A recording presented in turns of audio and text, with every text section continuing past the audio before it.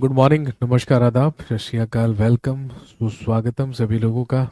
जी, class live हो चुकी है। ठीक सुबह 11:18 अब हुए हैं। तारीख आपको पता है, आज है 29 मार्च 2022। This is 29 March 2022। This class is absolutely live now. आप सभी लोगों का स्वागत है, इस्तकबाल है, हार्दिक अभिनंदन है। दोस्तों, आप जानते हैं कि लास्ट क्लास में हम लोग पढ़ रहे थे मेडिवल इंडिया, और मेडिवल इंडिया में हम बात कर रहे थे अबाउट टर्किश इन्वेजन्स या भारत में हुए तुर्क आक्रमणों के बारे में, जिसमें हमने महमूद ऑफ गजनी या महमूद गजनवी के बारे में बात कर ली थी। और हम बात कर रहे थे मोहम्मद गौरी के बारे में। तो मोहम्मद गौरी में हम कहां तक पहुंच गए थे, प्लीज मुझे एक बार बता दीजिए। बस उसी के आगे से हमें कंटिन्यू करना है।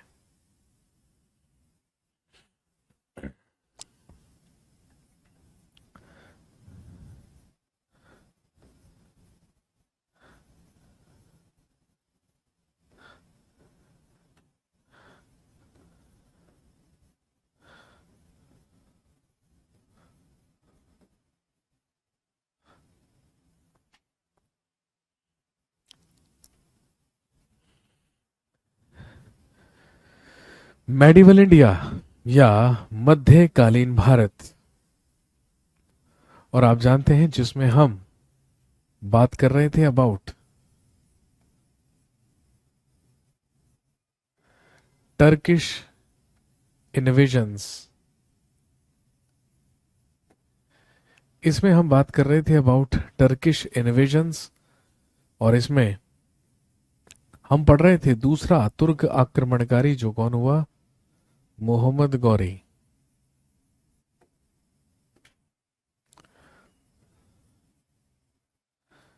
इसमें हम मोहम्मद गौरी के बारे में पढ़ रहे थे 1175 ईस्वी से लेके 1206 ईस्वी तक। 1175 से लेके 1206 ईस्वी। मैंने आपको बताया था कि मोहम्मद गौरी हिंदुस्तान में मुस्लिम साम्राज्य की स्थापना करने के उद्देश्य से आया, और 1175 में इसने अपना सबसे पहला आक्रमण मुल्तान पर किया।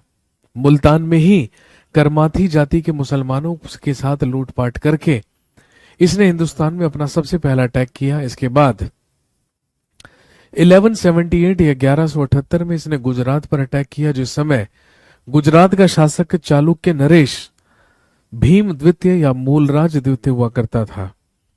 और जैसे ही इसने गुजरात पर अटैक किया तो भीम सेकंड ने इस पर क्रॉस अटैक कर दिया, और मोहम्मद गौरी को राजस्थान के माउंट आबू में जाकर क्या किया, पराजित। और यही मोहम्मद गौरी की भारत में सबसे पहली हार यानी कि सबसे पहली पराजय मानी जाती है। इसके बाद ये उत्तर भारत की तरफ बढ़ा, और 1179 में मैंने आपको बताया कि 1179 ईस्वी में इसने जाकर उत्तर भारत में सिंध और कश्मीर पर अधिकार कर लिया।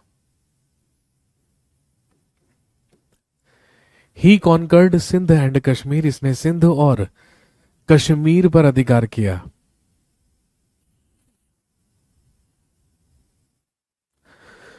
और जिस समय मोहम्मद गौरी ने सिंध और कश्मीर पर अधिकार किया था, ध्यान रखेंगे, उसी समय नॉर्थ इंडिया में या उत्तर भारत में एक वंश चल रहा था जो कहलाता था चौहान डायनेस्टी, जो कहलाता था चौहान वंश। और ध्यान रखेंगे, इसी चौहान वंश की राजधानी हुआ करती थी राजस्थान का अजमेर। ये चौहान वंश दिल्ली, राजस्थान का अजमेर और राजस्थान के ही सांभर में विस्तृत था। इसका ये जो चौहान डायनेस्टी है, इसकी राजधानी अजमेर हुआ करती थी, और उस समय चौहान वंश में ही एक प्रसिद्ध शासक रूल किया करता था, जिसे हम पृथ्वीराज चौहान के नाम से जानते हैं। पृथ्वीराज चौहान के नाम से। और ध्यान रखेंगे, पृथ्वीराज चौहान को ही राय पिथौरा भी कहा जाता है।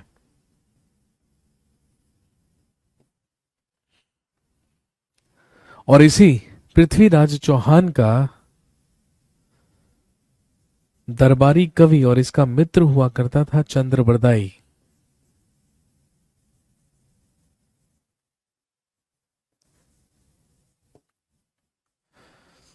इसी का मित्र या इसी का दरबारी कवि कोर्ट पॉइंट हुआ करता था चंद्रबरदाई।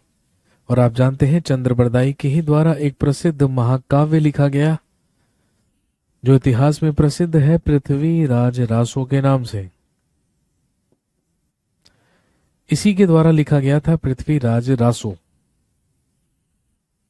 और पृथ्वीराज रासो ही वो सबसे महत्वपूर्ण सोर्स है, वो सबसे महत्वपूर्ण स्रोत है जो हमें मोहम्मद गौरी और पृथ्वीराज चौहान के बीच हुई लड़ाइयों के बारे में जानकारी देता है।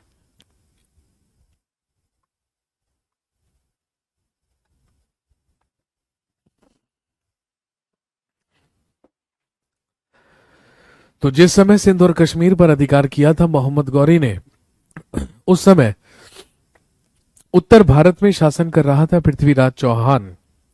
और चंद्रबरदाई द्वारा रचित एक महाकाव्य जिसे पृथ्वीराज रासो हम कहते हैं, वही हमें बताता है मोहम्मद गौरी और पृथ्वीराज चौहान के बीच में हुई लड़ाइयों और भिड़ंत के बारे में। चंद्रबरदाई पृथ्वीराज रासो में ऐसा लिखता है कि मोहम्मद गौरी उत्तर भारत से बार बार पृथ्वीराज चौहान पर अटैक किया करता था, लेकिन क्योंकि पृथ्वीराज चौहान मोहम्मद गौरी से ज्यादा बलशाली था, ज्यादा शक्तिशाली था, इसलिए बार बार पृथ्वीराज चौहान मोहम्मद गौरी को हरा दिया करता था, पराजित कर दिया करता था। लेकिन बार बार मोहम्मद गौरी पृथ्वीराज चौहान से माफी मांगता था और वो हर बार उसे माफ कर दिया करता था। ऐसा 16 बार हुआ कि 16 बार मोहम्मद गौरी ने पृथ्वीराज चौहान पर अटैक किए और बार बार पृथ्वीराज चौहान ने उसे हराकर माफ कर दिया। लेकिन ज्यादातर इतिहासकार ऐसा मानते हैं कि पृथ्वीराज चौहान और मोहम्मद गौरी के बीच में केवल 2 युद्ध लड़े गए थे। सबसे पहला 1191 में जो कहलाता है, लिखिए, फर्स्ट बैटल ऑफ तराइन।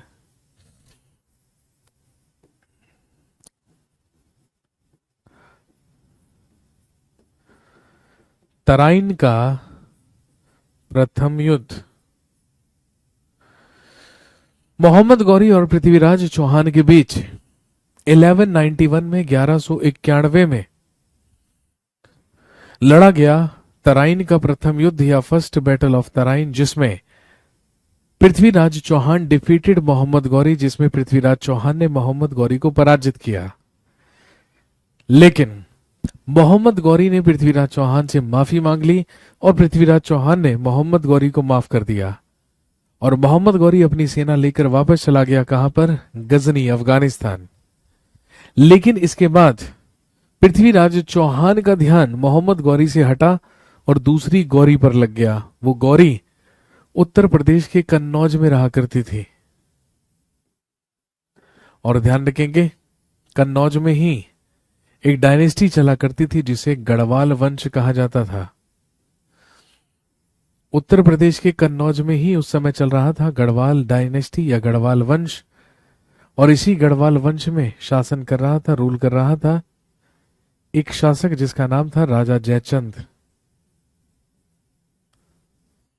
और ध्यान रखेंगे, राजा जयचंद की ही एक पुत्री हुआ करती थी जिसका नाम था संयोगिता।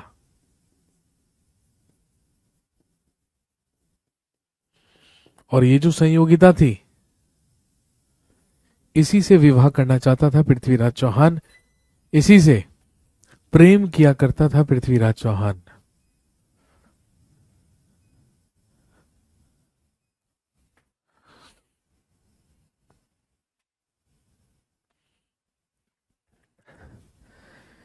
एक बार की बात है, राजा जयचंद ने अपनी पुत्री संयोगिता का स्वयंवर आयोजित करवाया और उस स्वयंवर में सारे के सारे राजाओं को आमंत्रित किया, लेकिन केवल पृथ्वीराज चौहान को नहीं बुलाया। बस इसी बात से नाराज होकर पृथ्वीराज चौहान कन्नौज गया और भरे स्वयंवर से संयोगिता को अगवा करके ले आया और उससे विवाह कर लिया पृथ्वीराज चौहान ने। इसी बात से बेहद नाराज हुआ राजा जयचंद और राजा जयचंद ने अपने इस अपमान का बदला लेने की कसम खा ली। अगले ही साल दोस्तों ध्यान रखेंगे, मोहम्मद गौरी ने एक बार फिर से पृथ्वीराज चौहान पर अटैक किया और लड़ा गया सेकंड बैटल ऑफ तराइन।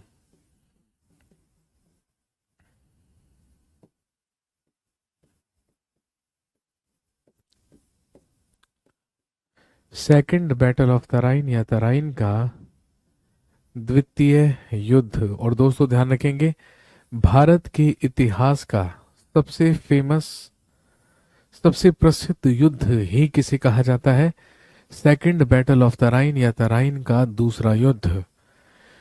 क्योंकि हमारे भारत के इतिहास का सबसे बड़ा उलटफेर इसी युद्ध में हुआ था, क्योंकि इस बार पृथ्वीराज चौहान ने मोहम्मद गौरी को नहीं, बल्कि मोहम्मद गौरी ने पृथ्वीराज चौहान को पराजित करके उसकी हत्या कर दी। और पृथ्वीराज चौहान को पराजित करके in 1192 Mohammad Ghori founded Muslim rule in India. Mohammad Ghori ने हिंदुस्तान में मुस्लिम शासन की स्थापना की।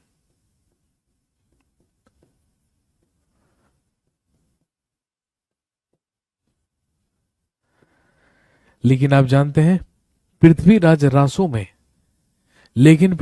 रासों में ऐसा लिखित है कि मोहम्मद गौरी ने पृथ्वीराज चौहान को हराया तो था, लेकिन उसकी हत्या नहीं की थी, वो उसे बंदी बनाकर ले गया था अपने साथ।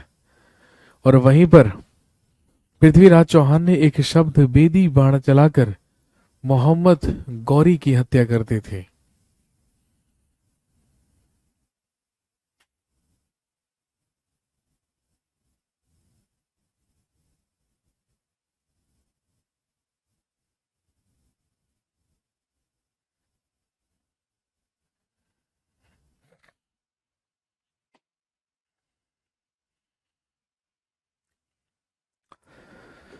फाइनली तराइन का दूसरा युद्ध 1192 में लड़ा गया, जिसमें पृथ्वीराज चौहान ने मोहम्मद गौरी ने पृथ्वीराज चौहान को पराजित किया। और ध्यान रखेंगे, 1192 में ही भारत में मुस्लिम शासन की स्थापना की गई मोहम्मद गौरी के द्वारा। इसके अलावा जिस साल तराइन का दूसरा युद्ध लड़ा गया, उसी साल मोहम्मद गौरी की ही सेना के साथ भारत आए एक प्रसिद्ध सूफी संत, जिन्हें हम जानते हैं ख्वाजा मोइनुद्दीन चिश्ती के नाम से।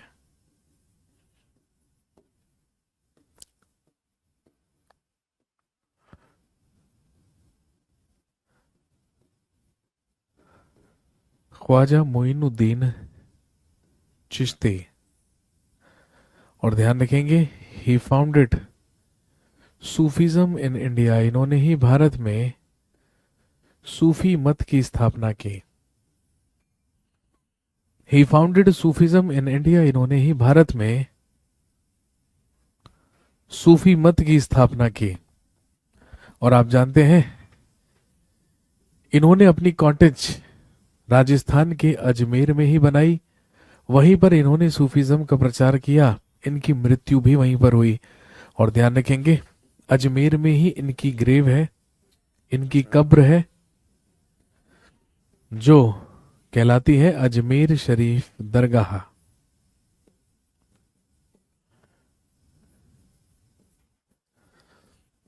एग्जाम में भी पूछते हैं कि बताइए, जो दरगाह अजमेर शरीफ है, या जो अजमेर शरीफ की दरगाह है, वो किस प्रसिद्ध सूफी संत की कब्र पर बनी है? तो ध्यान रखेंगे, वो है ख्वाजा मोइनुद्दीन चिश्ती की कब्र।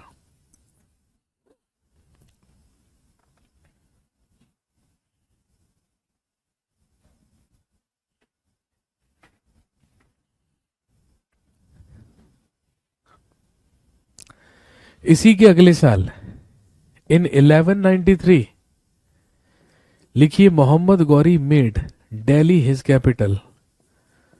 मोहम्मद गौरी ने दिल्ली को अपनी राजधानी बनाया।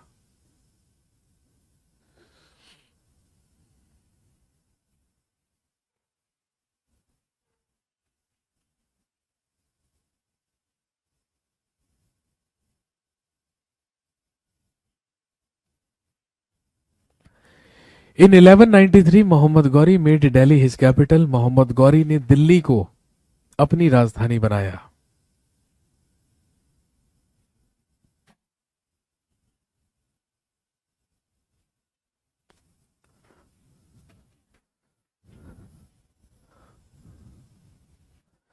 इसी के अगले साल 1194 में एक और फेमस बैटल लड़ा गया जो कहलाता है, लिखिए, बैटल ऑफ चंदावर।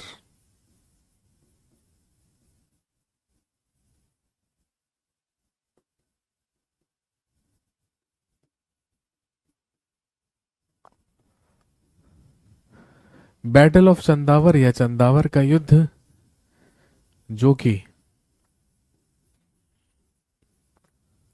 मोहम्मद गौरी और राजा जयचंद के बीच लड़ा गया।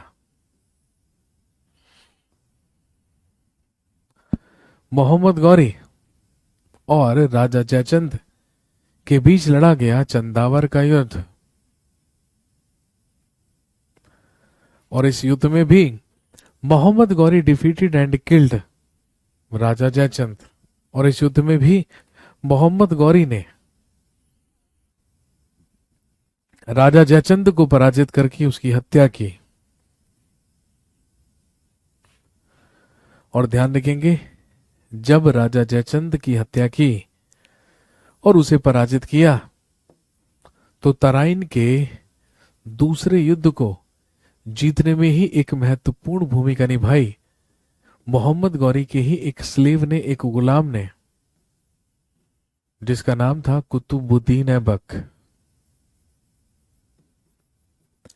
जब मोहम्मद गौरी हिंदुस्तान आया था तो अपने साथ हजारों गुलाम लेकर आया था और इसके सभी गुलामों में सबसे करीबी और सबसे खास हुआ करता था कुतुबुद्दीन ऐबक, क्योंकि भाई इसका दामाद भी था।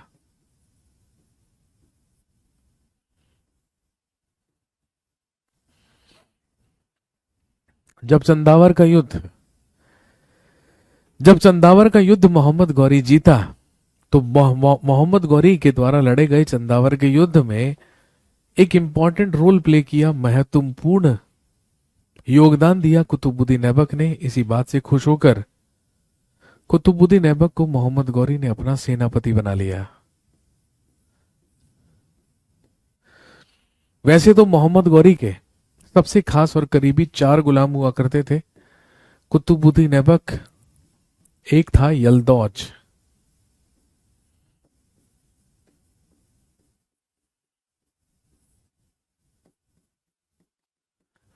एक था कुबाचा,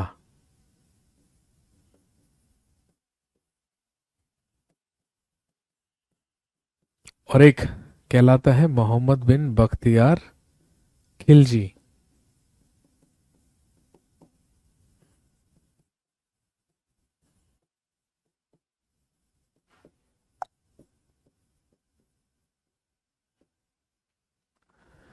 कुतुबुद्दीन ऐबक, यलदौज, कुबाचा और बख्तियार खिलजी। जब कुतुबुद्दीन ऐबक ने, सर बख्तियार खिलजी ने ही बिहार के नालंदा यूनिवर्सिटी को डिस्ट्रॉय करवाया था। जी हाँ बिल्कुल, ये वही बख्तियार खिलजी है जिसने बिहार के नालंदा विश्वविद्यालय को नष्ट करवाया था जब ये बंगाल अभियान पर गया था 1203-4 ईस्वी में। ये वही बख्तियार खिलजी है। चंदावर के युद्ध को जीतने में महत्वपूर्ण भूमिका निभाई कुतुबुद्दीन ऐबक ने, तो मोहम्मद गौरी ने कुतुबुद्दीन ऐबक को ही अपना सेनापति बनाया, अपना आर्मी चीफ बनाया और कुतुबुद्दीन ऐबक को ही अपने जीते हुए साम्राज्य का केयरटेकर बनाकर मोहम्मद गौरी वापस लौट गया। कहां पर? गजनी। और यहां पर इस्लाम धर्म का प्रचार करने की शुरुआत की कुतुबुद्दीन ऐबक ने। 1194 ईस्वी में कुतुबुद्दीन ऐबक ने हिंदुस्तान में 2 मस्जिदों का निर्माण करवाया। एक लिख लीजिएगा, कुव्वत उल इस्लाम मस्जिद,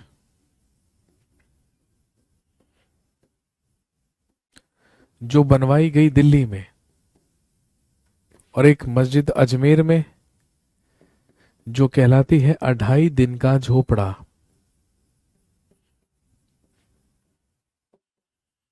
जो बनवाई गई अजमेर में। दिल्ली की कुव्वत उल इस्लाम मस्जिद और अजमेर का 2.5 दिन का झोपड़ा। इसके अलावा कुतुबुद्दीन ऐबक ने ही 1199 में नींव रखवाई भारत की सबसे ऊंची मीनार की, जो है कुतुब मीनार। दिल्ली में ही नींव रखवाई गई कुतुब मीनार की। आप सब जानते हैं इसका निर्माण तो कुतुबुद्दीन ऐबक ने शुरू किया था, लेकिन इसे कंप्लीट 30 साल के बाद 1229 में करवाया गया था इल्तुतमिश के द्वारा।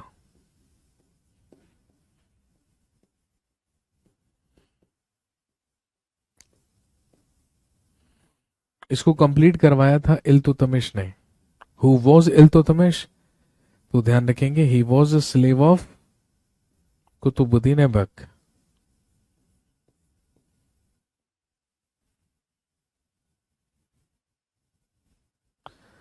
नोट कीजिए।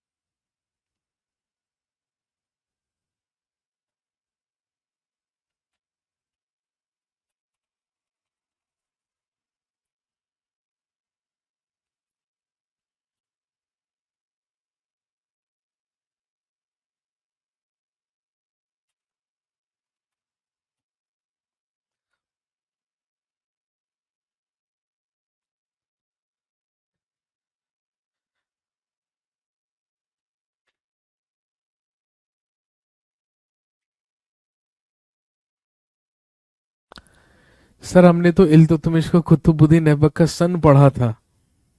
माय गॉड, कहाँ पढ़ा था ये भी बता दो। किसी बुक में तो नहीं पढ़ा होगा, ये बात की तो गारंटी है। किसी के मुंह से पढ़ा होगा। अब वो कौन था महान आदमी, वो कौन थी महान आत्मा, जरा हमें भी बताइए।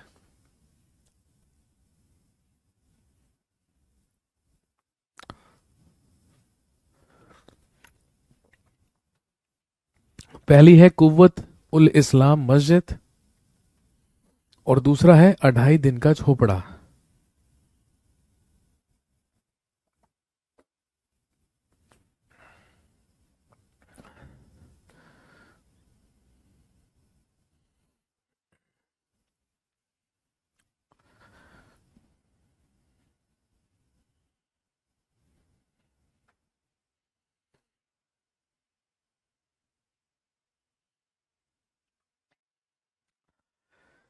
जी। इसके बाद 1205 ईस्वी में मोहम्मद गौरी हिंदुस्तान वापस लौटा, और 1205 ईस्वी से लेके 1206 ईस्वी तक लगभग 1 वर्ष तक वो यहां पर रहा। लेकिन अगले ही साल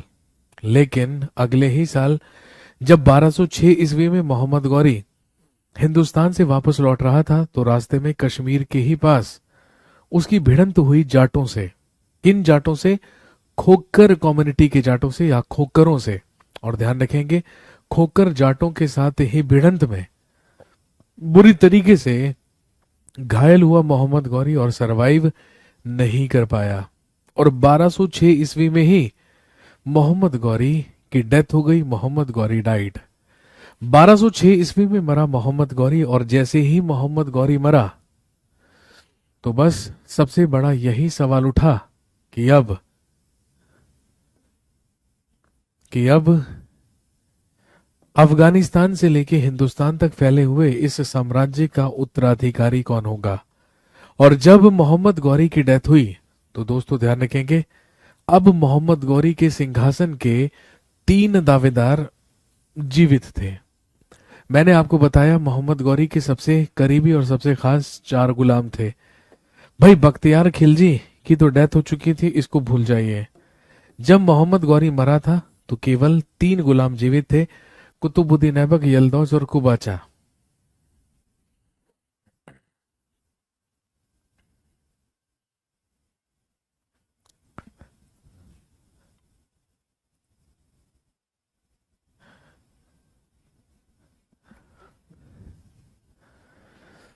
कुतुबुद्दीन ऐबक, यलदौज और कुबाचा, ये तीनों मोहम्मद गौरी के साम्राज्य के सबसे बड़े दावेदार थे।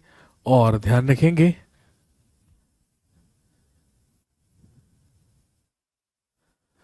मोहम्मद गौरी के मरने के बाद हिंदुस्तान में कुतुबुद्दीन ऐबक के ही द्वारा दिल्ली सल्तनत की स्थापना की गई। और इसी में हिंदुस्तान का सबसे पहला मुस्लिम वंश जो कहलाता है गुलाम वंश, स्लेव डायनेस्टी, उसकी स्थापना ही किसने की? कुतुबुद्दीन ऐबक ने।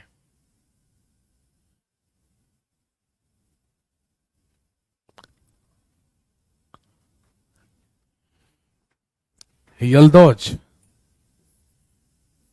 को दे दिया गया गजनी का साम्राज्य और कुबाचा को मिला अफगानिस्तान का काबुल और कंधार।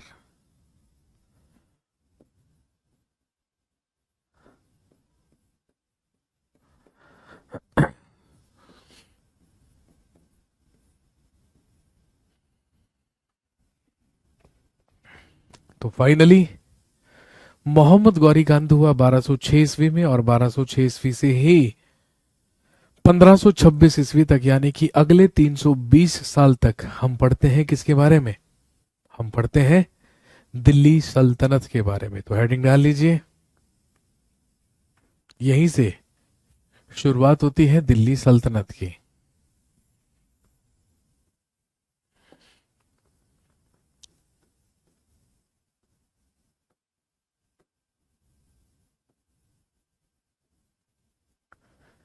हेडिंग डाल लीजिए, दिल्ली सल्तनत।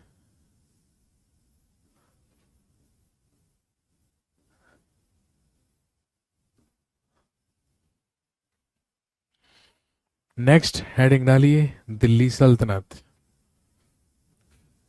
जो पीरियड है 1206 ईस्वी से लेके 1526 ईस्वी तक का, 1206 ईस्वी से लेके 1526 ईस्वी तक का ही पीरियड कहलाता है दिल्ली सल्तनत। और ध्यान रखेंगे, दिल्ली सल्तनत में ही सबसे पहला वंश हम पढ़ेंगे, हेडिंग डालेंगे स्लेव डायनेस्टी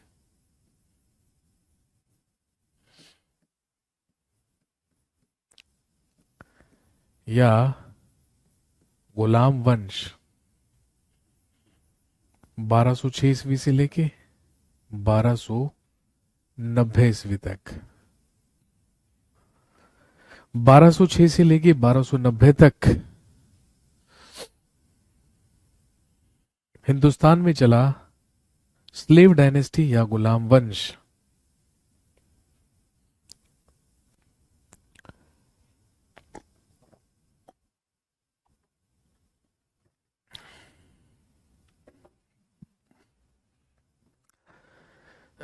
लिखेंगे द फाउंडर ऑफ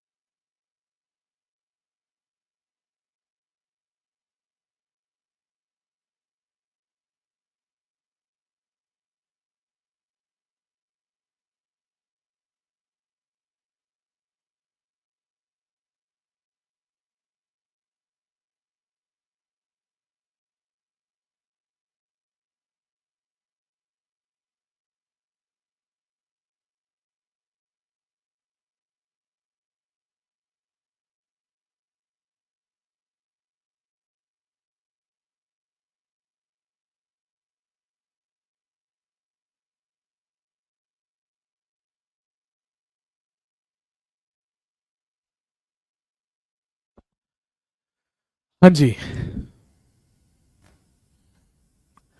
गुलाम वंश की स्थापना और the founder of slave dynasty was, लिखेंगे इसमें सबसे पहले कुतुबुद्दीन ऐबक।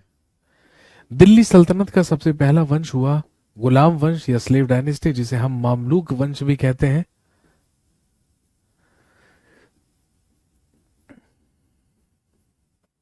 इसी को मामलूक वंश भी कहा जाता है। इसकी स्थापना कुतुबुद्दीन ऐबक के द्वारा की गई थी, जिसका शासनकाल 1206 ईस्वी से लेकर 1210 ईस्वी तक रहा। ध्यान रखेंगे, अभी तक मोहम्मद गौरी की राजधानी दिल्ली हुआ करती थी, लेकिन कुतुबुद्दीन ऐबक ने दिल्ली सल्तनत की सबसे पहली राजधानी किसे बनाया? ध्यान रखेंगे, लिखेंगे, लाहौर को बनाया।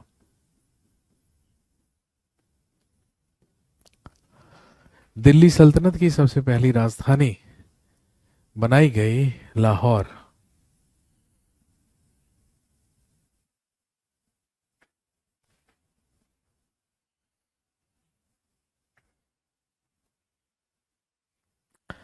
आपसे पूछेंगे कि बताइए कुतुबुद्दीन ऐबक में what is the meaning of Aibak? Aibak का मतलब क्या है?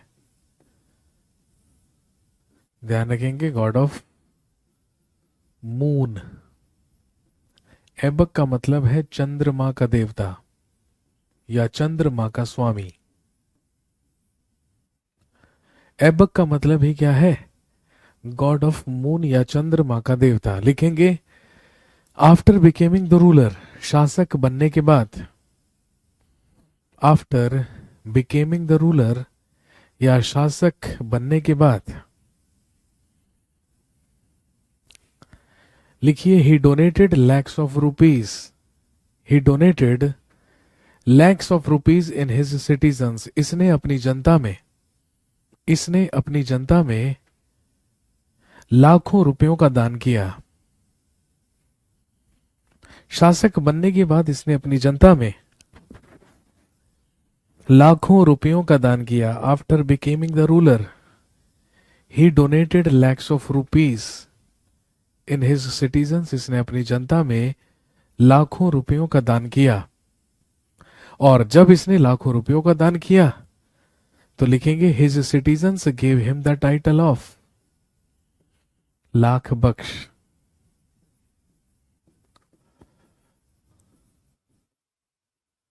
His citizens give him the title of Lakh Bakhsh. इसकी जनता ने इसे लाख बख्श की उपाधि दी। ध्यान रखेंगे, कुतुबुद्दीन ऐबक के पास दो उपाधियां हुआ करती थी, लाख बख्श, लाखों का दान करने वाला ही क्या कहलाता है? लाख बख्श कहलाता है। और इसी को क्या कहा जाता था? पील बख्श।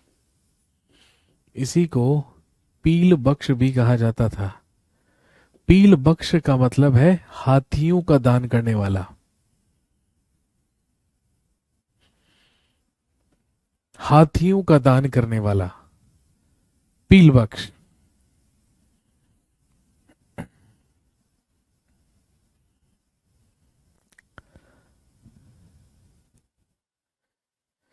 लिखिए, he appointed his slave Iltutmish. He appointed his slave Iltutmish the governor of Badaun.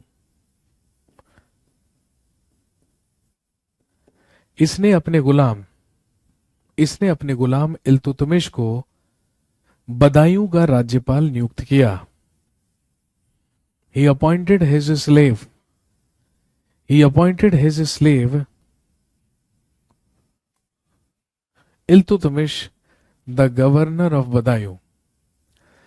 इसने अपने गुलाम इल्तुतमिश को बदायूं का राज्यपाल नियुक्त किया। ध्यान रखेंगे, हिंदुस्तान में सबसे पहले सुल्तान की उपाधि धारण करने वाला महमूद गजनवी था। उसके बाद मोहम्मद गौरी ने भी खुद को क्या कहलवाया था? सुल्तान। लेकिन ध्यान रखेंगे, कुतुबुद्दीन ऐबक ने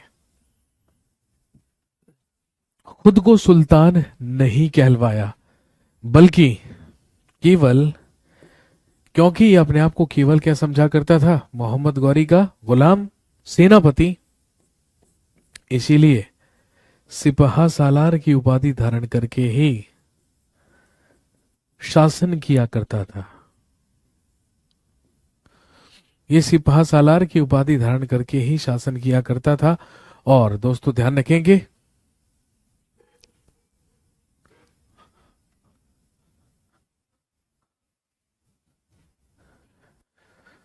ध्यान रखेंगे, कुतुबुद्दीन ऐबक दिल्ली सल्तनत का एकमात्र शासक था जो कभी भी सिंहासन पर नहीं बैठा था। ये कभी भी सिंहासन पर नहीं बैठा करता था, बल्कि केवल सेनापति की गद्दी पर बैठकर ही शासन चलाया करता था, क्योंकि खुद को गुलाम समझा करता था। किसका? मोहम्मद गौरी का। केवल 1206 ईस्वी से लेके 1210 ईस्वी तक शासन कर पाया कुतुबुद्दीन ऐबक कि 1210 ईस्वी में जब कुतुबुद्दीन ऐबक पोलो खेल रहा था या चौगान खेल रहा था, तो ध्यान रखेंगे, पोलो खेलते वक्त अपने घोड़े से नीचे गिरकर ही इसकी मृत्यु हुई। आपसे पूछेंगे, घोड़े से गिरकर मरने वाला शासक कौन कहलाता है? कुतुबुद्दीन ऐबक। 1210 ईस्वी में इसकी डेथ हुई लाहौर में, अपने ही घोड़े से नीचे गिर जाने के कारण, जब ये खेल रहा था पोलो या चौगान। और ध्यान रखेंगे, इसकी कब्र या इसका मकबरा भी कहां पर है? लाहौर में। सिपहा सालार क्या है? सेनापति को कहते हैं भाई सिपहा सालार।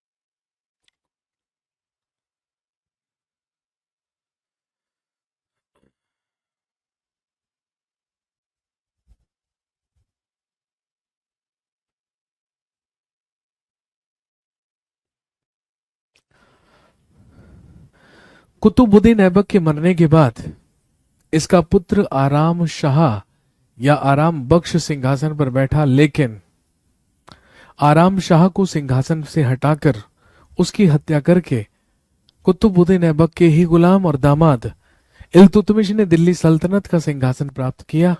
और ध्यान रखेंगे, कुतुबुद्दीन ऐबक के बाद दिल्ली सल्तनत का अगला शासक बना इल्तुतमिश। हेडिंग डाल लीजिए, इल्तुतमिश 1211 ईस्वी से लेके 1236।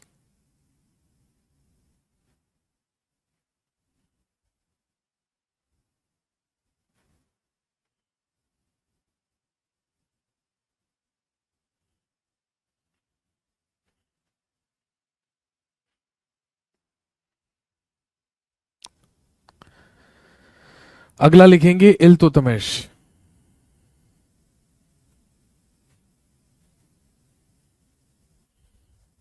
लिखिए इल्तुतमिश में सबसे पहला point, he was first sultan of India. ये भारत का प्रथम सुल्तान था। He was first sultan of India, ये भारत का प्रथम सुल्तान था। Because he got the title of sultan from, because he got the title of Sultan from Khalifa of Baghdad।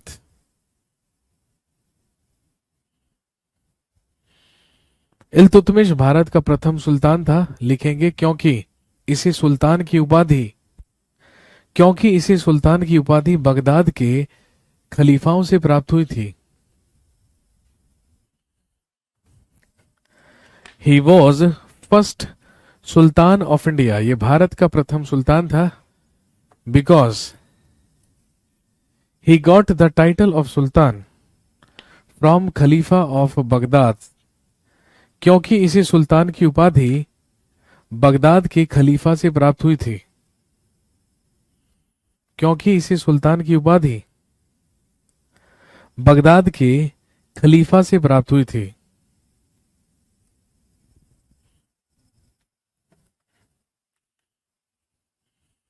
अगला point लिखेंगे, he is also known as, he is also known as the actual founder of Delhi Sultanate. लिखेंगे इसे दिल्ली सल्तनत का वास्तविक संस्थापक भी कहा जाता है। He is also known as the actual founder, he is also known as the actual founder of Delhi Sultanate. इसे दिल्ली सल्तनत का वास्तविक संस्थापक भी कहा जाता है,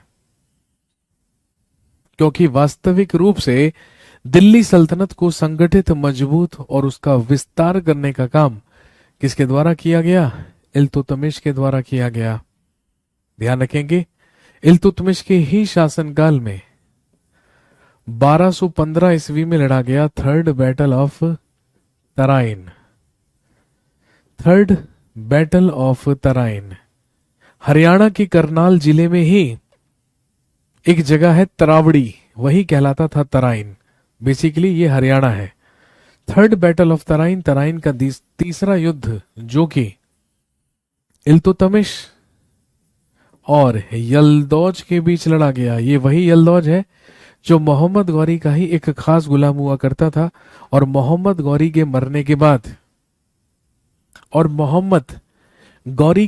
के बाद यल्दौज को मिला था गजनी का साम्राज्य। लेकिन इस युद्ध में इल्तुतमिश ने यल्दौज को पराजित किया और यल्दौज अपनी सेना लेकर वापस चला गया। यल्दौज का उद्देश्य था कुतुबुद्दीन ऐबक के उत्तराधिकारी इल्तुतमिश से दिल्ली सल्तनत छीनना या दिल्ली सल्तनत को वापस प्राप्त करना।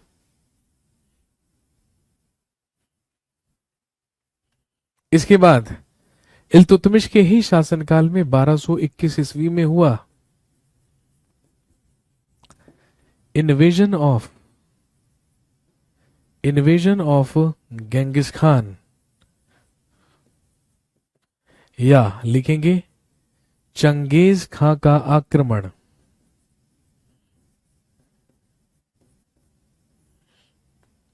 बारह सौ 21 ईस्वी में हुआ इन्वेजन ऑफ गेंगिस खान या चंगेज खां का आक्रमण। भाई आप सब जानते हैं चंगेज खान एक मंगोल शासक था। He was from Mongolia. इसका वास्तविक नाम तैमुजिन था, और ध्यान रखेंगे इसने इल्तुतमिश के शासनकाल में ही, दिल्ली सल्तनत के ही शासनकाल में ये हिंदुस्तान आया था 1221 ईस्वी में। इंपॉर्टेंट पॉइंट है, ध्यान रखेंगे। इसके अलावा Iltutmish issued silver and copper coins. Iltutmish के ही द्वारा दिल्ली सल्तनत में स्थायी रूप से चांदी और तांबे के सिक्के चलवाए गए। चांदी के सिक्के को कहा जाता था टंका या टका,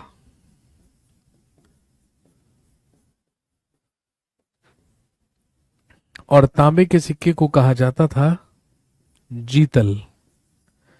चांदी का टंका, तांबे का जीतल।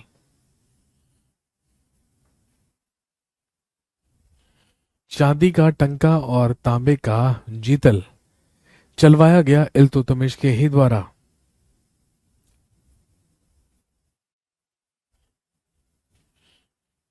इसके अलावा लिखिए, he started the system of, Iltutmish started the system of Turkani Chahalgani.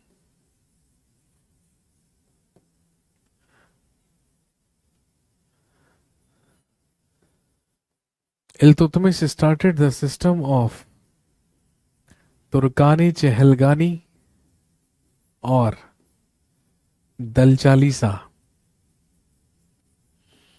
Iltutmish के ही द्वारा तुर्कानी चहलगानी या दल चालीसा, तुर्कानी चहलगानी या दल चालीसा की शुरुआत की गई। अपने सभी गुलामों में से इल्तुतमिश ने अपने सबसे खास, सबसे करीबी और सबसे विश्वसनीय 40 गुलामों को अपना प्रशासक बनाया। और ध्यान रखेंगे, उन्हीं 40 प्रशासकों का ही दल या ग्रुप ही क्या कहलाता था? दल चालीसा कहलाता था, या उसे तुर्काने चहलगानी कहा जाता था। इसके अलावा he also started iqta system. He also started iqta system. ध्यान रखेंगे, the provinces of Delhi Sultanate were known as iqta. Delhi Sultanate में प्रांतों को ही इक्ता कहा जाता था और वहां का प्रांत अधिकारी इक्तदार कहलाता था। और वहां से रेवेन्यू जनरेट करना, टैक्स वसूलना ही क्या कहलाता था? इक्तदारी।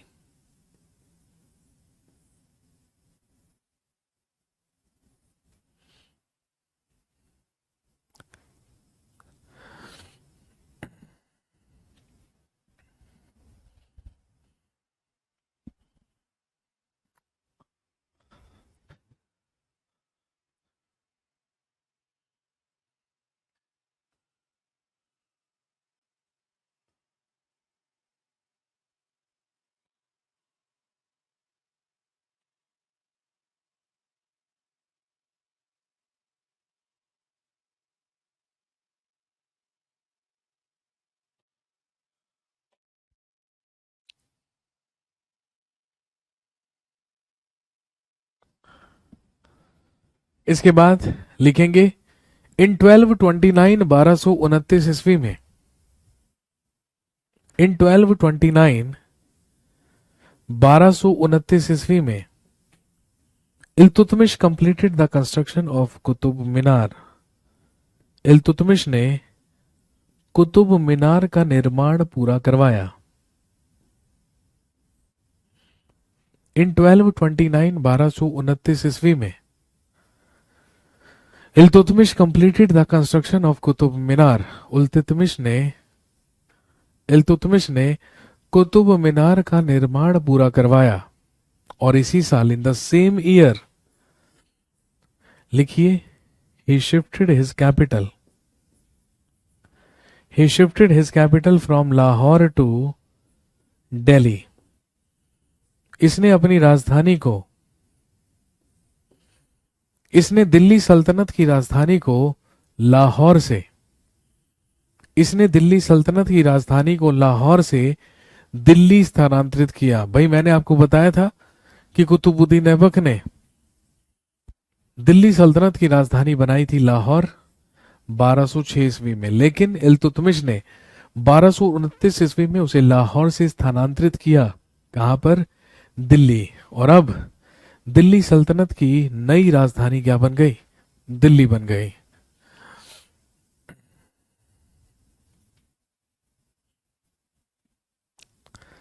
इल्तुतमिश के 4 बेटे थे, लेकिन चारों के चारों बेटे अयोग्य और नालायक थे। इसीलिए इल्तुतमिश चाहता था भाई, क्योंकि एक बार जब इल्तुतमिश कालिंजर मिशन पर गया था, कालिंजर अभियान पर गया था, तो उस मिशन में इसके चारों के चारों बेटे विफल साबित हुए थे। और इसी की पुत्री, जिसका नाम था रजिया, उसी ने उस कालिंजर अभियान को सफल बनाने में मदद की थी। किसके बारे में? या किसकी? इल्तुतमिश की। इसीलिए इल्तुतमिश, ध्यान रखेंगे, अपने चारों पुत्रों में से किसी को भी अपना उत्तराधिकारी नहीं बनाना चाहता था। इसीलिए he declared his successor to his daughter Razia. इसने अपना उत्तराधिकारी अपनी पुत्री रजिया को घोषित किया। और 1236 ईस्वी में इसकी मृत्यु हुई। इन 1236, लिख लीजिए, इन 1236 इल्तुतमिश डाइड। 1236 ईस्वी में इल्तुतमिश की मृत्यु हुई। और इसके मरने के बाद इसकी मर्जी के खिलाफ इसका सबसे बड़ा पुत्र सिंहासन पर बैठा, जिसका नाम था रुकनुद्दीन फिरोज शाह। लेकिन रुकनुद्दीन फिरोज शाह का सिंहासन पर बैठना भाई ये नहीं पसंद आया किसे? रजिया को। इसीलिए रजिया ने दिल्ली की जनता से मदद मांगी और दिल्ली की जनता का साथ भी किसे मिला? रजिया को। और ध्यान रखेंगे, रजिया ने ही दिल्ली की जनता की मदद से अपने ही बड़े भाई रुकनुद्दीन फिरोज शाह को सिंहासन से हटाकर दिल्ली सल्तनत का सिंहासन प्राप्त किया और दिल्ली की अगली सुल्तान बनी रजिया सुल्तान।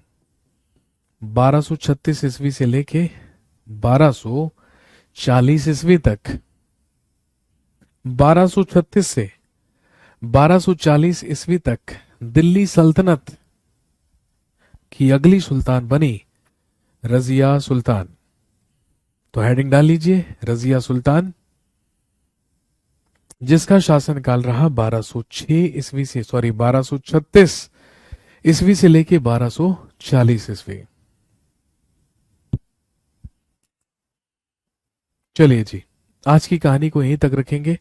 कल आपसे दोबारा मुलाकात होगी इसी टाइम इसी जगह, और कल हम रजिया सुल्तान से ही कहानी को आगे बढ़ाएंगे और फिनिश करेंगे कल गुलाम वंश, और गुलाम वंश को खत्म करने के बाद पहुंचेंगे दिल्ली सल्तनत के अगले वंश के बारे में, जो है खिलजी डायनेस्टी, जो है खिलजी वंश। आज के लिए इतना ही। Thank you very much. Have a nice day. शुक्रिया, धन्यवाद।